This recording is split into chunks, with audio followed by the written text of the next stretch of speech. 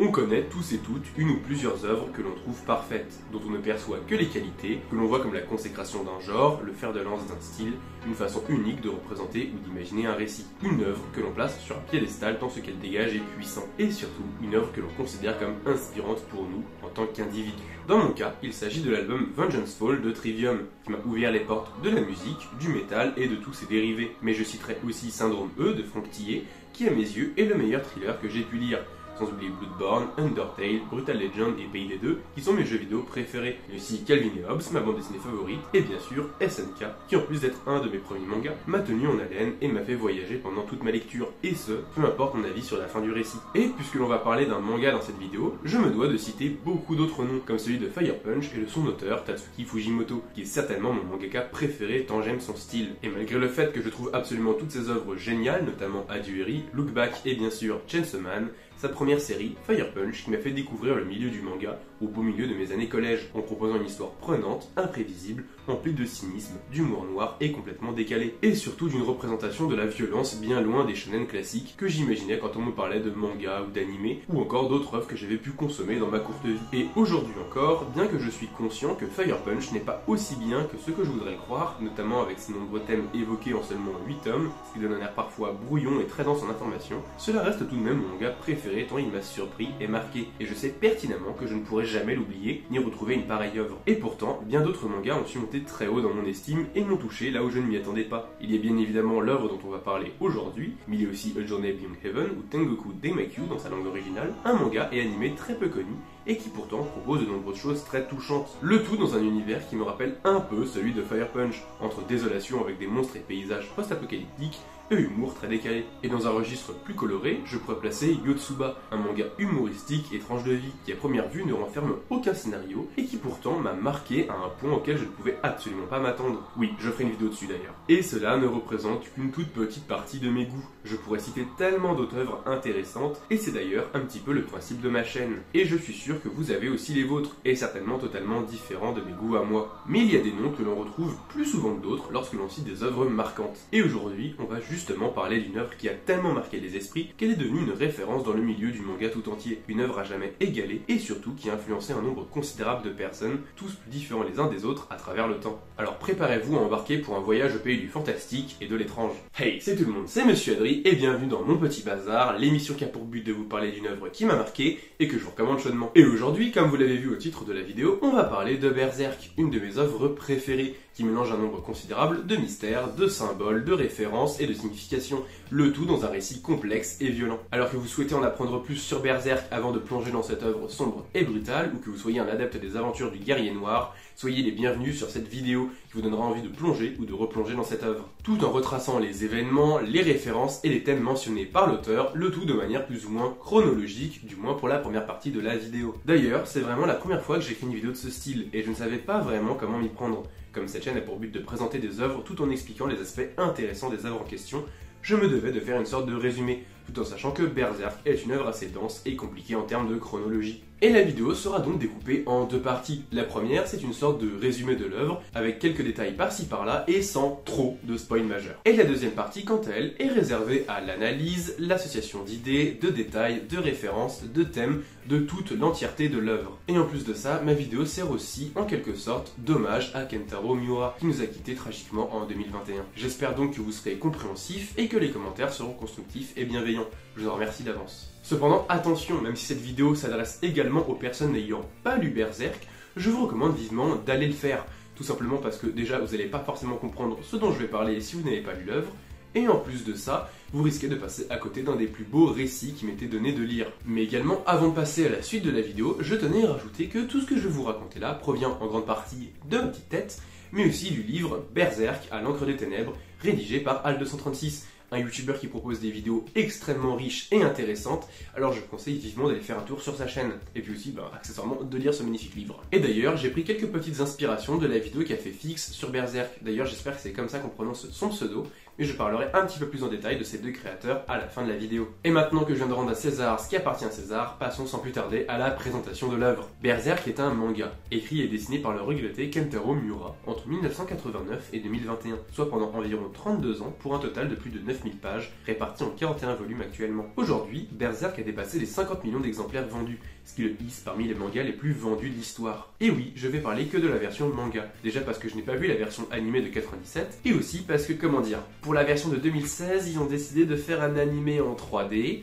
et ils ont réussi à rendre ça tellement moche qu'à côté, Ruby, mon animé préféré, c'est le plus bel animé du monde jamais créé. Et si Berserk est aussi connu, c'est d'une part pour l'extrême violence et brutalité qui y règne. Et c'est d'ailleurs pour cela que nombre de personnes n'ayant pas lu Berserk connaissent certains éléments, dont le récit prend aux tripes et joue avec vos émotions, comme j'ai pu le dire pour Madoka Magica par exemple. Et c'est tout de même dommage qu'une œuvre avec des retournements de situation pareils se fasse autant spoiler. Alors si vous faites partie des rares qui ne connaissent encore rien de l'œuvre, foncez tout de suite la lire.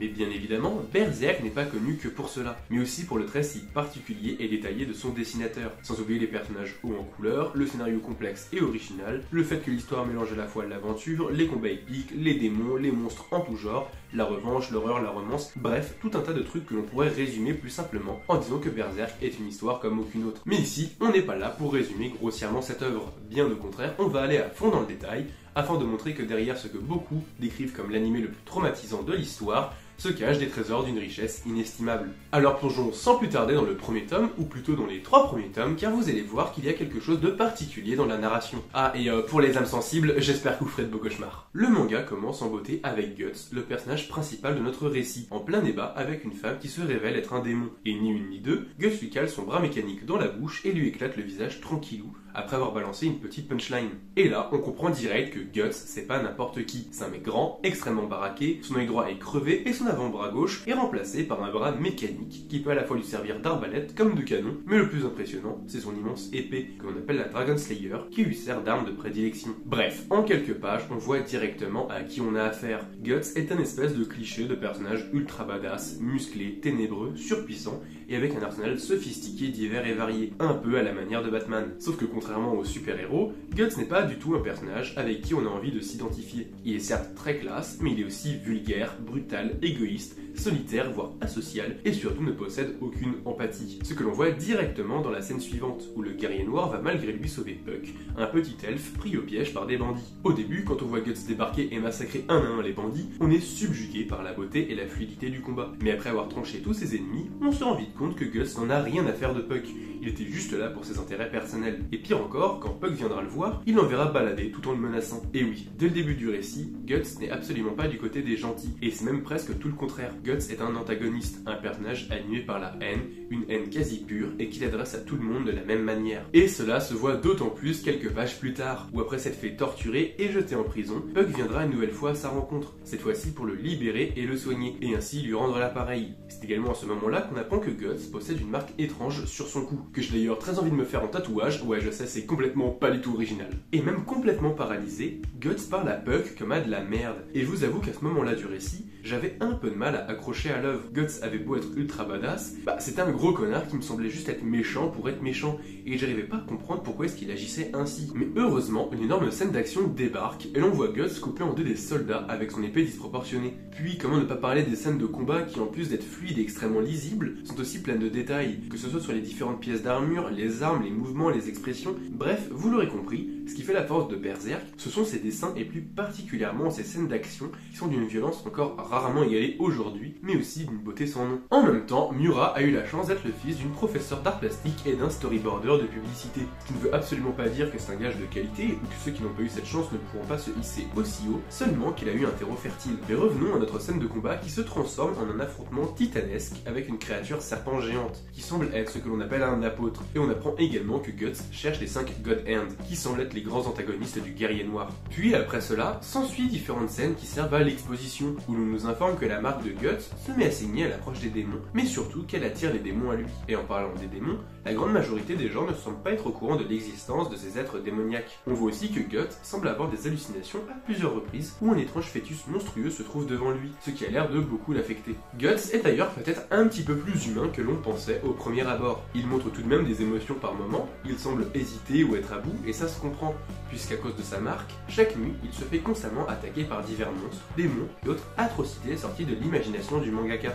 Et on peut donc comprendre qu'il soit légèrement à cran, à force de mener un combat constant contre les forces du mal. Certaines planches le montrent même au bord d'une espèce de folie, et c'est à se demander ce qu'il reste d'humanité à ce personnage si sombre et mystérieux. Mais pas le temps de respirer, car c'est maintenant que l'histoire va devenir intéressante. Notre personnage se rend dans une ville où a lieu une exécution d'une femme accusée d'hérésie par l'Inquisition, et qui se fait décapiter sous les yeux de Guts, qui ramasse la tête et la jette sur ce qui semble être le dirigeant de la ville, que l'on comprend directement être un démon. Puis bon bah, rebelote, combat épique, où Guts découpe une nouvelle fois des soldats en deux comme si c'était tout à fait normal, et finit par se cacher dans des égouts avec l'aide d'un mystérieux personnage. Et ce personnage, mutilé de façon atroce par l'horrible comte, veut que Guts le venge, mais surtout, il possède un objet des plus mystérieux, une béryte, une pierre ressemblant à un œuf, avec des caractéristiques de visage humain tels que des yeux, un nez et une bouche, et qui servirait justement à invoquer les 5 God Hand. Et c'est ainsi que se termine le tome 1, et comme vous pouvez le voir, il fourmille déjà de détails et de foreshadowing, et chaque élément sera très important et réutilisé dans toute la suite de l'histoire. Et rassurez-vous, je ne vais pas tout détailler par la suite, mais il me semblait intéressant d'évoquer ces détails qui seront importants pour la suite du récit et de la vidéo, mais aussi car cela a peut-être donné envie à ceux qui voulaient en savoir plus sur Berserk, avant d'aller le lire, de se faire un avis sur l'histoire, bien que ce premier tome ne montre à peine qu'un petit pourcent de l'œuvre totale. Vous comprendrez donc qu'à partir de maintenant, je vais commencer à spoiler légèrement plus, puisque je vais raconter les événements qui se passent de la fin du tome 1 à la fin du tome 3. Par la suite, Guts va grosso modo aller casser la gueule du comte. Entre temps, Vulgus se fait retrouver par le comte qui cherche à récupérer la béryte, et aussi tout plein de créatures et de monstres qui ont clairement dû inspirer les développeurs de Resident Evil, puis énorme combat où Guts défonce à lui seul l'armée du comte, puis le comte lui-même, qui se transforme en limace, et les deux vont se faire charcuter toujours plus fort, au point où les membres de Guts vont finir totalement brisés, notamment sa main qui peut à peine se refermer autour de son épée, tant ses doigts sont dans un sale état. Il va même finir par utiliser la fille du comte comme un bouclier humain pour pouvoir tirer un coup de canon sur son adversaire, avant de saisir son énorme et lourde épée avec les dents et de le trancher de tout son long. Mais alors que Guts s'acharne sur la tête du comte, la béryte tombe dans le sang et se réveille, transportant par la même occasion tout ce beau monde dans une sorte de réalité parallèle, complètement inspirée de tableaux du peintre Escher, notamment de son œuvre la plus connue, Les Escaliers Relatifs, que vous connaissez certainement tant elle est connue et a influencé nombre d'artistes. Mais c'est aussi dans cette dimension que vivent les énigmatiques God Hand, les 5 apôtres qui forment la main de Dieu, et dont l'inspiration sort tout droit de la saga de films d'horreur Hellraiser, dans lequel on retrouve les Cénobites, des sortes de divinités maléfiques qui ressemblent fortement aux God Hands de Berserk, autant sur le plan visuel que symbolique, et dont je suis sûr que vous avez déjà vu le visage, notamment celui de Pinhead, qui est le plus connu et le plus reconnaissable de tous. Et surtout, quand les God Hands apparaissent, on voit directement Guts en regarder un en particulier et hurler Griffith, ce qui en plus de nous apprendre ce qui semble être son nom, nous informe également que Guts le connaît, et surtout, c'est à partir de ce moment-là que l'on apprend deux choses très importantes. La première est le principe de la causalité. En effet, si ce concept est surtout cité au début du manga, on va vite se rendre compte que tout au long de l'œuvre, les personnages vont être en quelque sorte guidés ou choisis par le destin, qui semble être une force extrêmement puissante, voire même une loi naturelle qui régit le monde de Berserk, au même titre que les lois de la physique telles que nous les connaissons. Et surtout, cela induit aussi une notion de libre arbitre, du fait de vouloir se séparer de son destin et de lutter face au monde et aux obstacles qui se dressent devant nous. Sauf que ici, on n'est pas du tout dans une espèce d'esprit shonen où le héros va lutter contre sa vie toute tracée et écrire son nom dans l'histoire. Là, c'est plus Guts qui en chie et se fait éclater en petits morceaux toutes les 3 pages, mais qui revient à la charge tant qu'il peut encore bouger. Et ce, malgré le fait qu'il affronte des ennemis beaucoup trop puissants pour un humain et quasi immortels. Et la seconde chose, c'est la relation entre Guts et Griffith. On comprend instantanément qu'ils se connaissent. On se dit instantanément que Griffith a dû faire quelque chose de grave à Guts pour qu'il soit dans une rage pareille. Surtout quand ce dernier lui dit clairement que sa vie est sans valeur et que ce n'est qu'un sacrifice rampant. Et malheureusement pour Guts, qui rêve de transpercer l'apôtre qui se trouve devant lui, sa marque sur le coup réagit tellement face à la puissance du démon qu'il ne peut s'approcher tant la douleur est grande. Et quant au comte, il supplie les God Hand pour redevenir un apôtre et pouvoir continuer de vivre. Seulement, cela demande un sacrifice, et l'on apprend enfin ce que signifie cet acte. En effet, pour devenir apôtre, il faut offrir la vie d'une personne que l'on aime plus que tout. La personne sacrifiée recevra une étrange marque avant de se faire manger par des démons. Et la marque est d'ailleurs aussi très similaire à celle que porte Guts. Serait-ce une coïncidence ou Guts aurait-il lui aussi été sacrifié? Et pour en revenir sur le comte, il ne peut se résoudre à sacrifier sa fille et les âmes des morts viennent le chercher pour l'emmener en enfer. Et alors que l'on sort tout juste d'un affrontement incroyable et d'une révélation ô combien importante, Guts redevient un connard sans sentiment en invitant gentiment Theresia, la fille du comte, à passer de vie à trépas, et il lui fournit même un couteau. Ah là là ce Guts, hein, il a vraiment le cœur sur la main. Mais en vrai, Guts n'est pas si un connard que ça, puisqu'une fois que Theresia est bien énervée, et qu'elle jure qu'un jour elle le tuera, le guerrier noir s'en va à la tête haute. Mais une fois qu'il est assez éloigné, Puck le surprend en train de pleurer, car toute la violence qu'il dégage, c'est principalement pour rester concentré sur son objectif, mais aussi pour se protéger lui et ses ses sentiments, comme une carapace face au monde extérieur. Et c'est à ce moment-là que Kentaro Miura lance un des plus longs flashbacks de l'histoire des flashbacks. Et surtout, c'est à ce moment-là que pour beaucoup ont lieu les meilleurs moments de Berserk.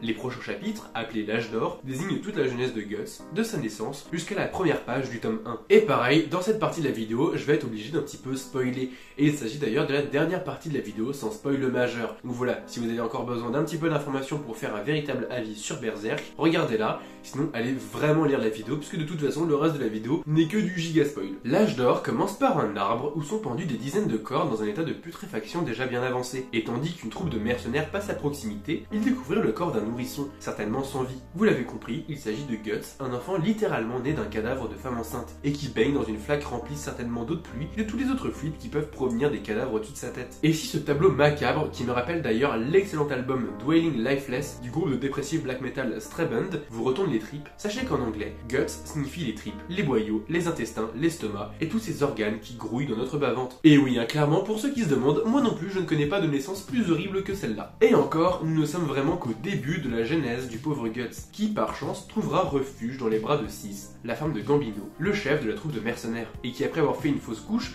perd la tête et prend Guts sous son aile. Mais à peine 3 ans plus tard, elle meurt de la peste, le visage complètement ravagé par la maladie, et vit ses derniers instants devant son fils adoptif. Et alors qu'il a à peine 6 ans, il est déjà sur un champ de bataille, lance à la main, prêt à tuer. Et ainsi de suite, Guts va apprendre à se battre avec des épées bien trop grandes pour lui, jusqu'à devenir un guerrier hors pair, luttant pour sa survie, perdant petit à petit ses proches, vivant toujours plus de batailles alors qu'il n'a même pas soufflé sa 11e bougie, et vivant des situations de plus en plus traumatisantes. Mais vers ses 15 ans environ, il voyagera d'une troupe de mercenaires à une autre, ce qui étonne bon nombre de ses camarades de champ de bataille, car avec son talent au combat et les victoires qu'il remporte, il pourrait aisément prendre un rôle plus calme et à l'abri, où il ferait plus d'argent. Mais Guts, depuis tout petit, il n'a connu que la guerre, la mort, la violence, les combats et tous leurs synonymes, à tel point qu'il dormait avec son épée dans les bras, comme si elle était une quelconque peluche ou une figure parentale. Vous doutez bien que le jeune mercenaire ne vit que lorsque son épée transperce la chair de ses adversaires. Et c'est après avoir quitté une troupe de mercenaires que Guts croise le chemin de Griffith et de sa bande. En effet, des membres du groupe de Griffith vont s'en prendre à lui, et bien sûr, Guts va directement les mettre en difficulté et tuer 2 de leurs membres, qui va obliger Casca, une guerrière puissante sous les ordres de Griffith, à venir régler le problème. Mais malgré la flèche que Casca lui plante dans le triceps droit, Guts tient bon, et c'est alors le grand Griffith qui vient l'affronter. Et malheureusement pour notre mercenaire, Guts s'effondre à terre, victime d'une hémorragie. Il se réveille plus tard, le torse bandé et les blessures désinfectées, dans le campement de ceux qui l'a tué. Autour de lui, que des jeunes de son âge, tous mercenaires, et c'est là que ça devient encore plus intéressant. La troupe que Griffith a sous son aile, nommée la troupe du Faucon, est une troupe de mercenaires dont les rumeurs se propagent de plus en plus, car cette fameuse bande de guerriers est redoutable pour une bonne raison. C'est le charismatique Griffith qui en est à la tête. Et en plus d'être beau, et en même temps il a une frange, forcément qu'il est beau, et bien c'est aussi un redoutable guerrier et un fin stratège, qui possède une béhérite autour du cou. Et s'il n'a pas tué Guts, c'est pour le recruter dans ses rangs. Bien sûr, ils vont se mettre à s'affronter en duel pour mettre fin à la discussion, ce qui donne cours à des planches d'une beauté extrême, où l'on voit toute la puissance des 2 personnages, l'un brutal, fonçant dans le tas et usant de la force brute, et l'autre plus aérien, au point d'en devenir élégant et gracieux, usant de la rapidité, de la stratégie pour remporter la victoire. Ah, et bien sûr, c'est Griffith qui va gagner. Et c'est comme ça que va débuter l'âge d'or, où l'on va suivre les aventures de la troupe du Faucon, avec Griffith à sa tête, et surtout son rêve de posséder son propre pays, et il sera prêt à tout pour y arriver. Et c'est comme ça que l'on va voir dans un premier temps la petite troupe grandir au fur et à mesure des combats, gagnant de plus en plus de renommée, jusqu'à ce que Griffith se mette à côtoyer des généraux, des rois, des reines et d'autres nobles et aristocrates, transformant petit à petit le récit en un échiquier géant où les victoires militaires de la troupe auront tout autant d'importance que les relations que Griffith va bâtir. Ce qui ne se fera pas sans mal, puisque le jeune stratège est très mal vu par une bonne partie de l'aristocratie, qui n'apprécie guère que quelqu'un qui n'a pas le sang bourgeois travaille avec eux, voire vole leur travail. On verra donc bon nombre de complots, des 2 côtés, avec des coups bas, des trahisons, des retournements de situation, etc. Le récit va donc prendre une tournure assez géopolitique. Et en parallèle de ça, on va aussi avoir droit au développement personnel de Guts, qui comme on l'a toujours connu dans le manga, est froid et distant. Mais petit à petit, il va s'ouvrir de plus en plus et se faire des amis et camarades. On va aussi avoir droit au développement de ses personnages, on les verra vivre des moments forts, des combats épiques, puis des festins pour célébrer leur victoire. Mais le plus intéressant reste le développement de ce que je vais appeler le triangle amoureux, Triangle qui comprend donc Guts, Griffith et Casca. Et pour beaucoup, le triangle se résume à Guts et Casca développent des sentiments l'un envers l'autre, Casca est en adoration devant Griffith, Guts est perdu et se remet en question quand Griffith est là, et Griffith est jaloux que Casca s'intéresse de plus en plus à Guts. Sauf que beaucoup ne voient pas le sous-texte qui est pourtant assez explicite, qui est que Guts et Griffith développent aussi des sentiments l'un envers l'autre. Regardez un peu les phrases que Griffith sort, les poses qu'ils prennent tous les deux. Et faut pas oublier que Griffith est calculateur, manipulateur et possessif. Et il devient jaloux pas parce que Casca s'intéresse de plus en plus à Guts, mais parce que Guts s'intéresse de plus en plus à Casca. Et un des éléments qui se passe à la fin de l'arc le montre clairement. Et maintenant que je viens de vous parler de l'âge d'or, il faut faire le lien entre le Guts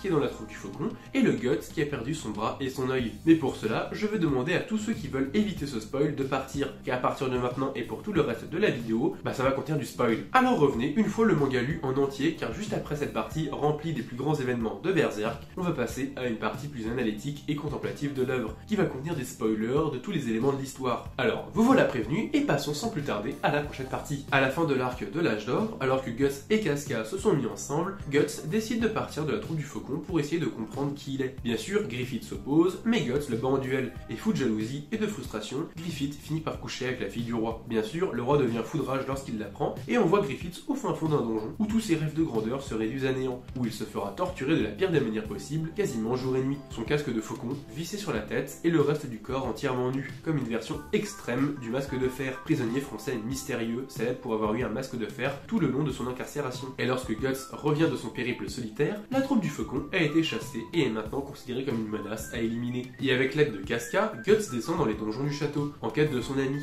Et lorsqu'il découvre dans quel état est ce qu'il restait du corps du faucon blanc et que son lourd casque en métal tombe, le mangaka ne représente qu'un hors-champ. Son visage doit être dans un état tellement lamentable après avoir subi les pires méthodes de torture qu'il était impossible à représenter. Et au même moment, les apôtres surgissent de partout dans la forêt, dont le comte, le serpent et d'autres que l'on découvrira plus tard, avec également une case qui montre une béérite. Le drame est sur le point de se produire. La petite troupe s'échappe alors avec les restes du faucon, encore vivant malgré l'horreur qu'il a subie. Et après avoir franchi moultes obstacles en tout genre et tué des dizaines et des dizaines de soldats différents, la troupe du faucon au complet parvient enfin à s'enfuir dans la forêt et se fait attaquer par des apôtres et autres atrocités. S'ensuit bien sûr des dizaines et des dizaines de pages de combat, toutes plus épiques et mémorables les unes des autres. C'est techniquement le premier combat de Guts contre les apôtres et l'on ressent toutes les émotions et la nervosité du combat. C'est juste sublime. Et c'est enfin à ce moment, après les combats et la torture, la violence psychologique et physique qu'il a subie, ses rêves réduits à néant et le climat de tension globale qu'il a autour de lui, que Griffith pète un câble, se lève et tombe dans une sorte d'étendue d'eau. Il rigole, semble se briser le bras, s'ouvre le cou en tombant sur une branche qui dépassait de l'eau et tombe sur sa béérite qu'il avait perdue plusieurs chapitres avant. Et c'est à ce moment-là que tout bascule. Ce fameux chapitre, nommé sobrement Occultation dans le manga,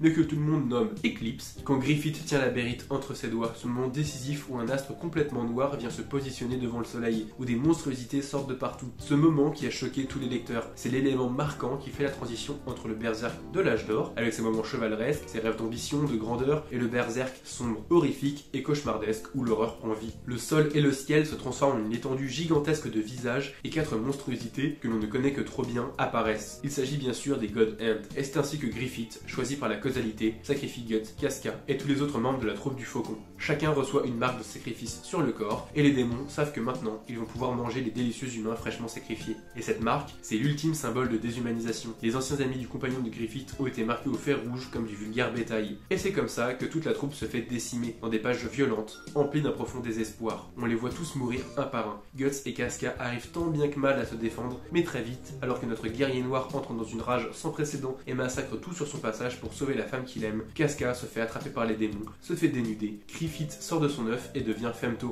et un monstre coince le bras de Guts dans sa bouche. Femto se dirige alors vers Casca et commence à abuser de son corps devant Guts, alors que l'on pensait sa rage atteinte au maximum, explose d'une colère plus sombre et brutale que les démons qui l'entourent, et se sectionne le bras pour aller sauver sa bien-aimée. La scène est lente, détaillée, Guts est plaqué au sol et une griffe d'un monstre lui arrache lentement l'œil. Casca pleure en vain, complètement en état de choc. Et c'est là qu'un personnage mystérieux, dont je n'ai pas encore parlé, intervient, le fameux chevalier squelette, qui semble être du côté du bien, ou du moins contre les apôtres, et qui va sauver Guts et Casca. Mais trop tard, pas les faits. Et qu'est-ce qu'il reste après tout ça? Pour Guts, il a perdu ses seuls amis, sa famille, les rares moments de bonheur qu'il a pu vivre, vivre, et il a aussi perdu son bras gauche, son œil droit, sans oublier toutes les autres erreurs qu'il a subies par le passé, notamment dans son enfance. Je n'ai d'ailleurs pas raconté, mais Guts aussi a été abusé alors qu'il était enfant, ce qui lui fait maintenant un triste point commun avec sa bien-aimée. Et justement, en parlant de Casca, comment va-t-elle? Elle qui en plus a failli se faire abuser aussi pendant son enfance, et qui maintenant a subi l'horreur d'un des pires crimes qui soit. Et bien qu'elle est complètement détruite, sa psyché est tellement chamboulée qu'elle agit comme une enfant en bas âge. Elle semble amnésique et a une peur bleue de Guts. Ouais, c'est clairement la merde. Alors que va faire Guts à votre avis? Pourquoi est-ce qu'il cherchait les apôtres au tout début du manga? Bah pour se venger ma gueule. Mais plus sérieusement, imaginez être un lecteur au tout début de Berserk. Ça fait quelques années que vous lisez une œuvre, vous vous attachez au personnage et en quelques pages, tout le monde meurt. Griffith devient l'antagoniste le plus détesté de toute œuvre confondue, il a fait les pires atrocités, il ne restait plus qu'une poignée de survivants, dont la moitié sont en état de choc physique et mental, et c'est tellement audacieux d'avoir sacrifié tous ces personnages, surtout quand on sait que Berserk était de plus en plus populaire. Ça me rappelle vraiment ce que fait Tatsuki Fujimoto, donc forcément moi j'adore ça. Mais ensuite, que devient l'histoire après ce drame? Eh bien, c'est ce que l'on va voir dans cette dernière partie du résumé. Si au début, Guts part en quête de vengeance seul et tue quelques apôtres, il se fait attraper par les chevaliers de la Sainte Chaîne d'Argent, une troupe de chevaliers envoyés par la papauté pour régler les affaires religieuses. Et comme tout le monde parle d'un guerrier drapé de noir, avec une épée plus longue et large que lui, pas étonnant de les voir débarquer. Et à la tête de cette armée se tient Farnèse, une jeune femme issue d'une bonne famille qui dirige l'armée d'une main de fer. Et après plusieurs affrontements avec Guts, elle finit par voir des démons pour la première fois de sa vie, commençant à remettre en cause sa foi religieuse. Mais je parlerai d'elle plus tard, car elle a un des développements que j'aime le plus. Puis, Guts part chercher Casca qui s'est enfui, parce qu'il ne faut pas non plus oublier que les deux attirent des démons à cause de leurs petites marques respectives.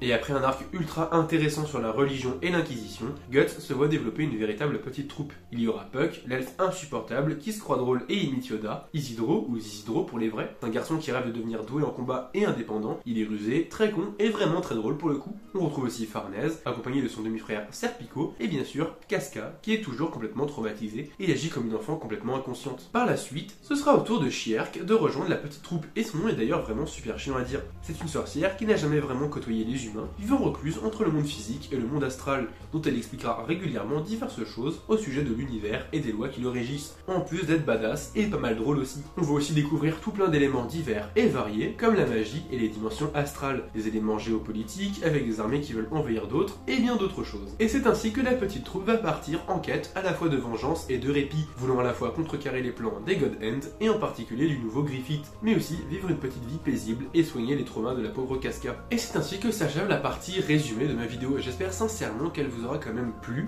et passons sans plus tarder à la partie que vous attendez tous, celle où je parle des différents éléments de l'œuvre, que vous allez certainement appeler analyse, bien que je trouve que le terme exposition de faits soit plus juste, parce que je n'ai pas vraiment l'impression d'analyser l'œuvre. Enfin bref, commençons sans plus tarder par le développement des personnages. Pour ce qui est de Guts, on voit bien l'évolution du personnage, son enfance difficile, où ses parents biologiques et adoptifs sont morts, ou son père tué de ses propres mains, sans oublier l'abus qu'il a subi plus jeune, la violence des combats, le manque d'affection, puis enfin la découverte d'une vraie famille, des amis, des proches et même l'amour, avant que tout ceci ne disparaisse en fumée. On comprend mieux le Guts des 3 premiers tomes, enragé, apathique, rempli d'une colère si noire, mais aussi son refus catégorique de laisser quelqu'un le toucher suite à l'agression qu'il a subie. On a tellement d'empathie pour lui, on lui pardonne tous les gestes déplacés, maladroits, méchants ou pires qu'il a pu avoir. On comprend sa douleur et on veut le voir triompher. On voit aussi la réaction qu'il a lorsqu'il tue plus ou moins accidentellement un enfant, qui prouve bien que Guts est un humain doué d'empathie. Sa santé mentale est d'ailleurs sur le point de sombrer juste avant qu'il ne rencontre sa petite troupe, lorsqu'il est seul avec Casca, allant jusqu'à répéter les schémas qu'il a pourtant subis et détestés. Ce que je trouve magnifique d'ailleurs. C'est rare de voir un message comme cela aussi bien retranscrit dans une œuvre, d'autant plus sur le sujet délicat de la victime qui devient bourreau. Mais heureusement pour le chevalier solitaire, la petite troupe va venir lui tenir compagnie et l'humaniser à nouveau. Ils vont lui offrir une nouvelle famille et lui redonner les émotions qu'il a à peine pu goûter dans sa vie.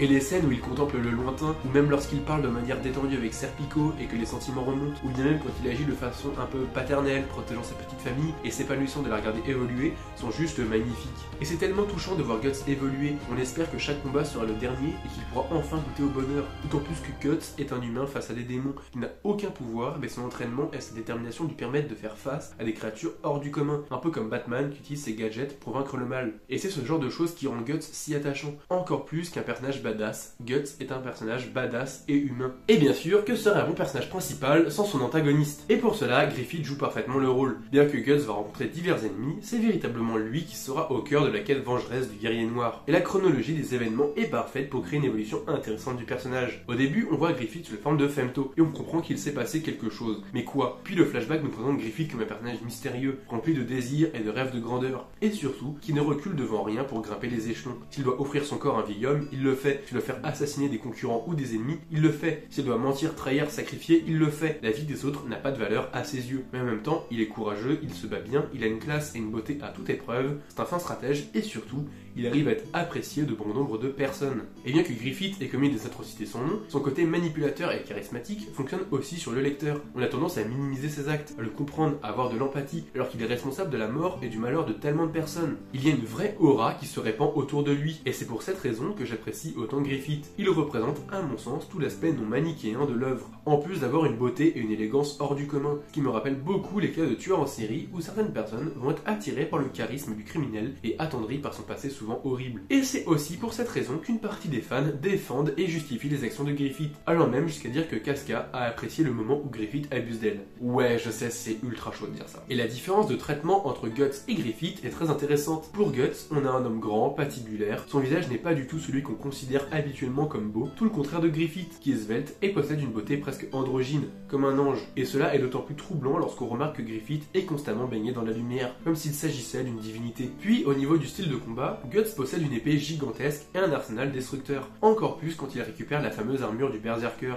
qui le transforme en une véritable bête sauvage. Et de nombreux personnages se demandent au cours de l'œuvre si Guts est véritablement humain, tandis que Griffith est énormément dans l'intellectuel. Il envoie les autres se battre, il est aérien dans sa manière de se déplacer, et le pape en personne vient se prosterner devant lui. Tout indique que Griffith est le parfait petit ange. Bref, Guts est un humain avec une apparence démoniaque, tandis que Griffith est un démon très humain. Et cet aspect est d'autant plus appuyé par le fait que Guts soit souvent représenté comme un loup noir, tandis que Griffith est comparé à un faucon blanc. Et pour compléter le petit trio, il faut bien sûr parler de Casca, une femme forte qui, comme Guts, a passé une bonne partie de sa vie à s'entraîner. Et à l'instar du guerrier noir, elle a aussi vécu des choses traumatisantes dans son enfance, comme le moment où elle a été vendue à un noble qui ensuite essayait d'abuser d'elle avant qu'elle ne le tue, aidée par Griffith. Il représente bien l'image d'une femme forte, ou du moins d'une femme forte qui vit dans une époque moyenâgeuse, car malgré le fait que parmi la troupe du faucon, elle est respectée et traitée à la même manière que les hommes, les autres personnages vont constamment la rabaisser, avec des remarques toujours plus horribles, et malgré cela, elle va aller de l'avant, quitte à se battre malgré la douleur causée par ses règles, et montrer que le genre ne définit pas qui l'on est. Et rien qu'avec elle, Kentaro Miura fait indirectement passer un message plutôt progressiste. En effet, si on pourrait penser que Berserk est une œuvre sexiste à première vue, avec toutes les remarques faites aux femmes et la nudité très fréquente, bien que cela s'explique par l'époque représentée, le fait que l'on ait des femmes qui se dressent face à cette société patriarcale, cela montre que ce genre de pensée est arriéré et n'a pas lieu d'être. D'autant plus avec la fameuse scène où Casca subit une agression, puisqu'après l'acte odieux et traumatisant qu'elle a subi, l'esprit de Casca va se retrouver totalement brisé. Elle développe même une sorte de maladie mentale qui va la plonger en enfance, comme pour préserver son cerveau de l'horreur qu'elle a subie. Et pour ne rien arranger, Casca était enceinte de Guts, et ce qu'elle a vécu au moment de l'éclipse lui fit faire une fausse couche des plus horribles, où un nourrisson, contaminé par la monstruosité de Femto, rampait sur le sol et viendra hanter les cauchemars de Guts. Et bien sûr que tout le monde déteste voir Casca dans cet état, tout le monde appréciait Casca, tout le monde voulait voir Guts et Casca vivants et heureux, mais la réalité est bien décevante, et on souhaite qu'elle finira par guérir.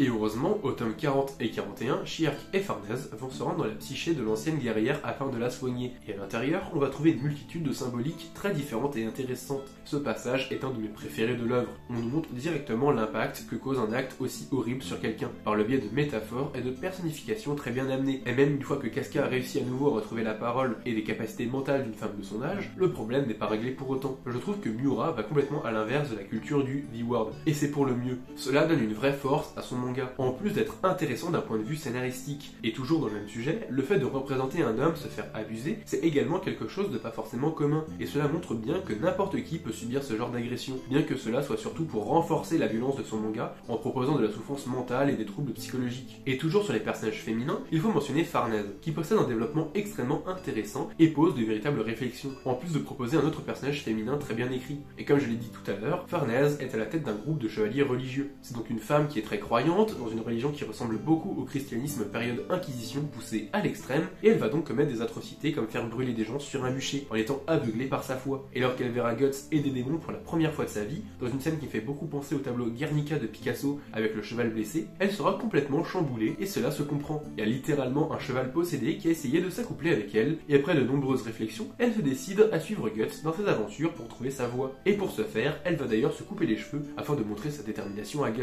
Et c'est le personnage de Shirk qui va permettre à Farnèse de trouver ce qu'elle voudrait être, car Shirk, malgré son jeune âge, est une sorcière très douée, car elle était l'apprentie de Flora, une sorcière de renom, qui va fournir de l'équipement magique à Serpico, le demi-frère de Farnèse. Kaz et Isidro, mais également la légendaire armure du Berserker que Guts va évidemment enfiler, malgré le fait que cette armure, bien que surpuissante, s'attaque directement à la psyché de celui qui la porte, le faisant entrer dans une rage destructrice, comme la fameuse rage des guerriers berserk des peuples nordiques. Seulement ici, Guts ne verra même plus la différence entre ses ennemis et ses alliés, et ce sera à Shirk d'utiliser son corps astral afin de s'agripper à Guts et de lui retirer le casque de son armure, empêchant de massacrer tout autour de lui. Et en plus d'être une adolescente courageuse et douée, elle possède aussi des connaissances qui seront très utiles à notre petite bande, mais aussi pour le lecteur, permettant de comprendre un peu mieux le monde dans lequel les personnages évoluent. Pour finir, d'un point de vue personnage, il y a également Serpico et Isidro, deux personnages aussi très intéressants, l'un très sérieux et calculateur, qui parfois joue même le rôle d'adversaire, mais c'est surtout une personne discrète et de conseil, intelligent et raisonné, qui ne souhaite que protéger sa demi-sœur. Puis le second, c'est l'élément comique le plus drôle du manga, c'est la définition même de la stupidité et de l'arrogance. Il souhaite que Guts le forme pour devenir un guerrier redoutable, mais à côté de ça, il agit comme un débile et se met toujours dans des situations improbables, quand il ne se met pas à dos Shriek, qui souvent lui met une bonne raclée. Puis après cela, il y a évidemment les elfes qui accompagnent nos personnages, dont Puck, que personnellement je n'apprécie pas du tout. Et comme beaucoup d'autres d'ailleurs, vraiment cet elfe est juste bête, chiant, pas drôle et tellement lourd. Heureusement que tous les elfes ne sont pas comme lui. Bon, il y a quand même un ou deux moments où il m'a fait rire, mais certainement pas les moments où il imite Yoda, ça c'est sûr. Puis bon, le gars donne de temps en temps quelques infos utiles, donc ça va, je le déteste pas tant que ça. Puis après avoir parlé des personnages principaux et de leur développement, il faut parler de l'univers. À ce niveau-là, on est servi car Berserk mélange des dizaines de choses très différentes les unes par rapport aux autres, avec plein d'inspirations et de références un peu partout. Alors on va y aller méthodiquement. Commençons déjà par l'architecture, les armures, les armes et tout ce qui va avec. Comme vous pouvez vous en rendre compte avec les images qui défilent sous vos yeux depuis un bon moment déjà, chaque planche est magnifique. Et pas simplement parce que le trait de Miura nous plaît, mais aussi car derrière chaque objet, chaque décor, chaque mouvement, il y a de la recherche et de la documentation. Le plus flagrant, c'est les armes et armures qui font directement écho au Moyen-Âge européen,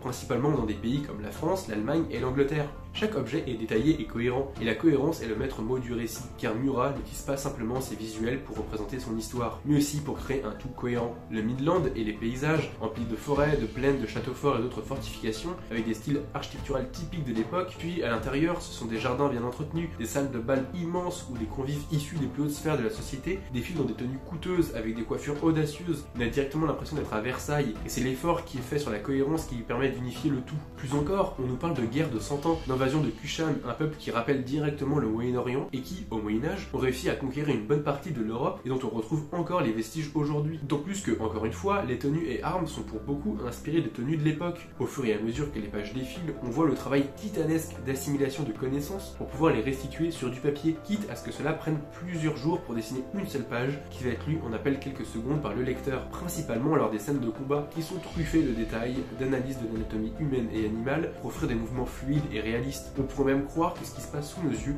pourrait être rejoué à l'identique dans la vraie vie, tant le dessin est précis et cohérent. Mais surtout, les combats proposent un côté merveilleux et contemplatif, où l'on prend plaisir à voir des membres et des litres d'hémoglobine voler dans tous les sens. Mais en même temps, il y a aussi ce côté bestial, mélangé à l'horreur et à la tragédie des combats, le tout représenté avec un trait finalement assez formaliste et formel. Et j'ai également une sensation similaire lorsque je m'attarde sur les planches de Fire Punch, et pour l'instant, ce sont les deux seuls mangas qui ont su représenter cette sensation si particulière. Mais tous ces personnages, ces nobles et ces paysans, ces châteaux et ces forêts, ces soldats en armure et ces démons aux formes indescriptibles, sont tous unis dans un seul et même monde. Un monde brutal, violent, où règnent diverses maladies, comme la peste qui est évoquée à plusieurs reprises. Parfois directement, comme avec la mort de Sis, la mère adoptive de Guts, et parfois de manière plus abstraite, comme lorsque des soldats découvrent un village ravagé par la peste. Mais c'est aussi un monde où la violence et la mort font partie du quotidien. Il y a diverses agressions, des vols, de la jalousie, et surtout des exécutions publiques sauvages afin de montrer l'exemple et de terroriser la population. Ce qui explique pourquoi chaque individu est rempli d'une sorte de haine et de rancœur envers son prochain. L'ambiance qui règne au Midland est vraiment sombre, bien que certains paysages soient remplis de beauté et de sérénitude, offrant une vision très fantastique et féerique. La plupart du temps, on baigne dans le désespoir le plus total. Et c'est d'ailleurs pour cela que l'on considère Berserk comme un des piliers de la dark fantasy.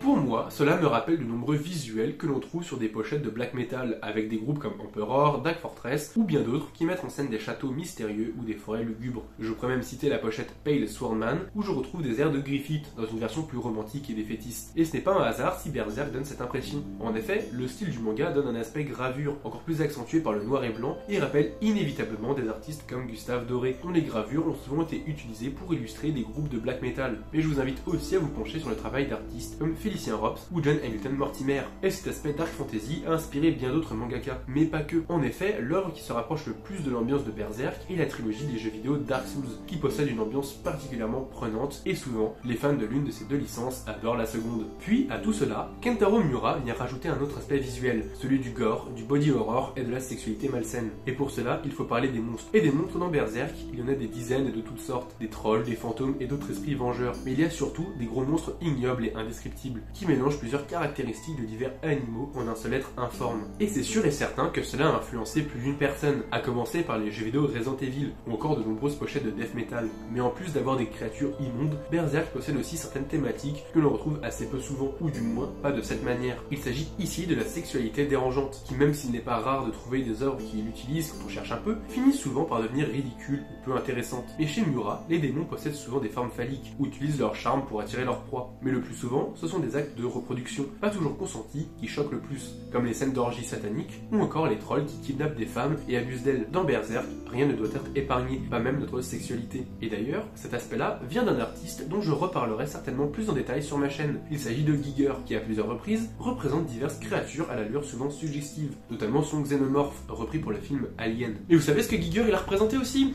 Du Lovecraft. Et oui, on va encore parler de lui. Ça vous avait manqué, pas vrai, hein? Et oui, Kentaro Miura s'inspire lui aussi d'éléments Lovecraftiens pour son récit, comme par exemple avec certains ennemis clairement inspirés de l'auteur de Providence. On peut par exemple citer Ganishka, qui se transforme en un gigantesque arbre, dont le sommet est recouvert de sortes de tentacules, qui me rappellent les créatures de la nouvelle dans l'abîme du temps, voire même de l'indicible. Tant on a du mal à poser des mots sur la créature, si on peut encore appeler ça comme ça, qui se dresse devant nos yeux. Puis ensuite vient toute la partie où Guts et sa bande sont sur un bateau, et en plus de mélanger divers récits, légendes et références maritimes, telles que les pirates et leurs compagnons les pirates fantômes et les sirènes pour ne citer que, il y a aussi des références au village d'Innsmouth, avec son petit village de pêcheurs, qui cache sous son île le dieu des mers, sorte de mélange entre Cthulhu et Dagon, et qui propose un combat d'anthologie. Mais la chose la plus Lovecraftienne se trouve dans ce que l'on appelle le chapitre oublié. En effet, lors de l'éclipse, Miura a dessiné un chapitre qu'il a finalement fait retirer de son histoire, car il trouvait qu'il en révélait trop sur son monde. Et pour cause, dans ce chapitre, Griffith, après avoir sacrifié ses amis, tombe nez à nez avec ce qui se nomme l'idée du mal, qui se révèle être une sorte de dieu complètement maléfique, créé par les pensées négatives des humains, afin de justifier tous les aspects sombres de nos vies. Et si l'idée du mal ressemble peut-être moins à l'image que l'on se fait d'un grand ancien issu des nouvelles de Lovecraft, le fait que cet adversaire soit un concept bien plus qu'un véritable monstre à part entière, cela rend le tout encore plus mystique et s'inscrit parfaitement dans une démarche d'horreur cosmique, avec ici une horreur plutôt de l'ordre de nos croyances,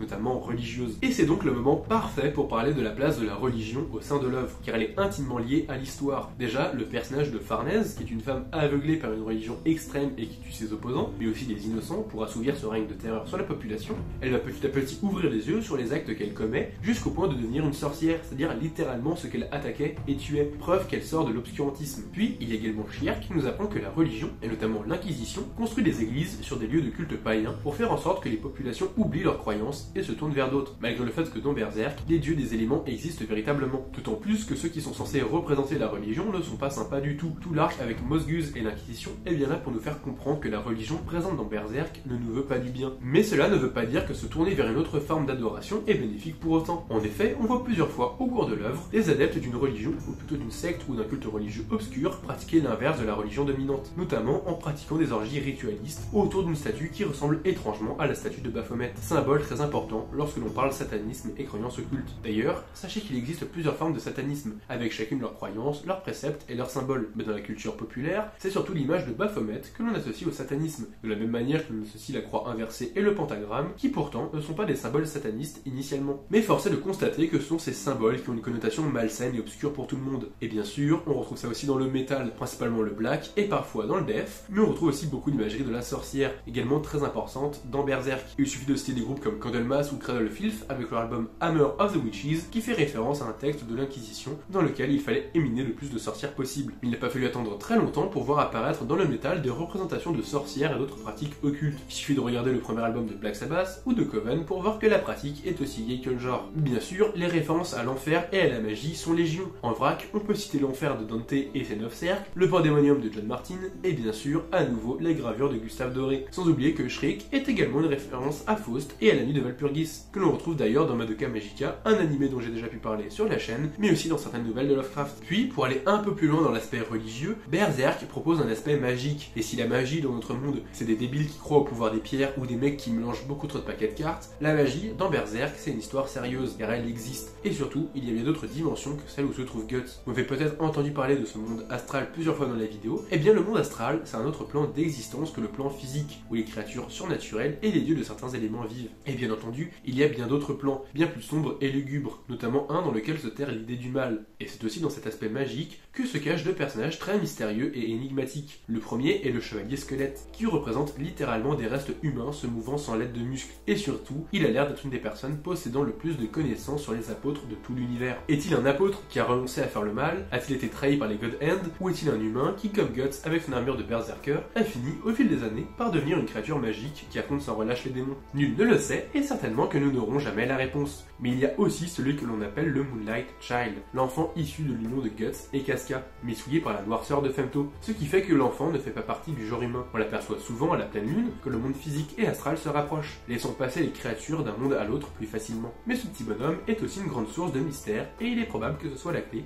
pour permettre à Guts et à sa troupe d'atteindre leur but. Et quoi qu'il en soit, si jamais une fin est un jour publiée, il est peu probable que cela se termine en happy ending. Nous, les lecteurs, mais certainement aussi Guts et d'autres personnages, n'auront pas forcément la vengeance ou la tranquillité et le bonheur qu'ils réclament. Et au-dessus de tous les monstres, de la religion, de la maladie, de la magie et de toutes les autres choses horribles tapies dans l'ombre au sein du monde de Berserk, se dressent les antagonistes, les fameux méchants d'histoire, ceux qui nous font rester, ceux que l'on ne voit que très peu mais que l'on espère voir morts, tués par la lame de nos héros. Et ce n'est pas pour rien que les méchants fascinent, c'est le cas pour Griffith par exemple. Ils ont une aura mystérieuse, un physique particulier et souvent mémorable, une forme de liberté et de charisme indescriptible, puis à leur passé sombre qui les a forcés à endosser le rôle de la mauvaise personne. Et parfois même, on comprend et on compatit quand on sait ce qu'ils ont subi. Leur vision des choses est souvent remplie d'idéaux, on retrouve des antagonistes marquants de nombreuses œuvres, notamment dans des mangas tels que Bunny Poon Poon, Chainsaw Man, SNK, qui possèdent des personnages si bien écrits que l'on ne sait plus où est la frontière entre le bien et le mal. On excuse, voire justifie des actes abominables de certains personnages. Ce genre de récit se doit d'avoir des ennemis marquants, et Berserk en fait partie, notamment avec les God Hand, ou encore les apôtres et autres chevaliers. Mais le plus mémorable est encore une fois Griffith, que l'on verra régulièrement en train de préparer diverses choses, telles qu'une armée de démons, et surtout, de faire sortir de terre la cité légendaire de Falconia. Mais bien sûr, que serait un antagoniste sans ses sbires? Et même si j'en ai quand même déjà pas mal parlé plus tôt, j'aimerais bien remettre une petite couche supplémentaire sur tous les monstres et atrocités que l'on croise au sein du monde de Berserk. En effet, les monstres mélangent des tonnes de références, diverses mythologies, des religions, du Lovecraft, des kaiju, des légendes, des animaux mélangés entre eux ou disproportionnés, venant des cieux, des mers, de la terre, des oiseaux, des mammifères, des insectes, des bactéries.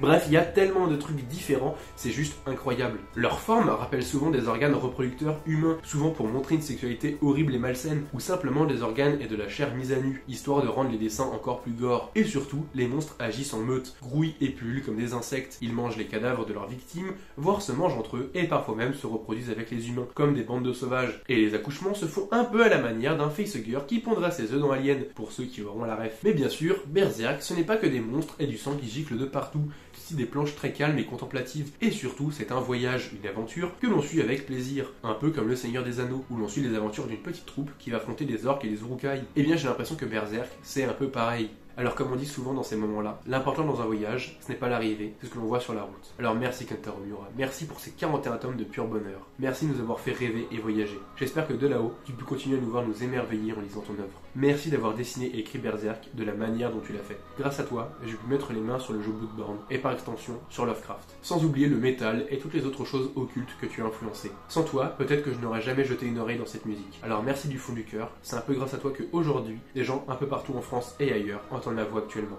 Berserk est le genre d'œuvre qui vous rappelle qu'il est important de créer, d'aller au bout de ses idées et de soutenir les autres créateurs qui nous entourent et dont on apprécie le travail. Alors comme je suis censé le faire habituellement en fin de vidéo, je vais vous parler de créateurs en lien avec Berserk. Tout d'abord, un créateur qui m'a beaucoup influencé, et ce depuis des années, avec des vidéos toutes plus incroyables les unes des autres, mais aussi des musiques et surtout un livre, Berserk à l'encre des ténèbres. Je parle bien sûr d'Al236, un de mes youtubeurs préférés et un créateur de contenu qui mérite tellement plus tant son travail est de qualité. J'ai d'ailleurs eu la chance de le rencontrer à la Japan Expo 2023 et j'ai une dédicace de son livre. C'était vraiment un moment formidable pour moi et je vous invite vraiment à aller le lire. Il explique tout mieux que moi dans cette vidéo. Je voudrais ensuite parler du travail de Fix dont j'ai parlé au tout début et qui a fait une vidéo sur Berserk, ainsi que sur d'autres mangas et animés très intéressants. Ça fait pas très longtemps qu'il poste du contenu, mais sa manière d'écrire et de monter ses vidéos est assez originale et promet beaucoup de choses. En plus de ça, le succès a l'air d'être au rendez-vous, alors ça fait plaisir. Et enfin, je voudrais parler de la chaîne de Ancien Explorateur, qui propose un concept assez fou en s'attaquant à chaque fois sur un monstre ou thème en particulier. Le tout avec une manière de présenter les choses assez originale. C'est vraiment une petite pépite pour les adeptes d'horreur et de choses occultes comme moi. D'autant plus qu'il a parlé à de nombreuses reprises de Berserk, mais aussi de Lovecraft et de bien d'autres choses. Je vous laisse découvrir cette petite merveille. Bien évidemment, tous leurs liens sont dans la description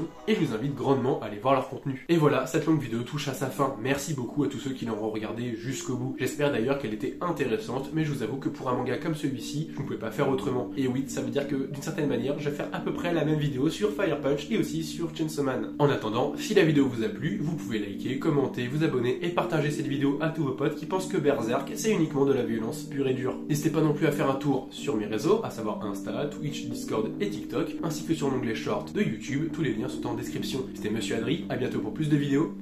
Bye.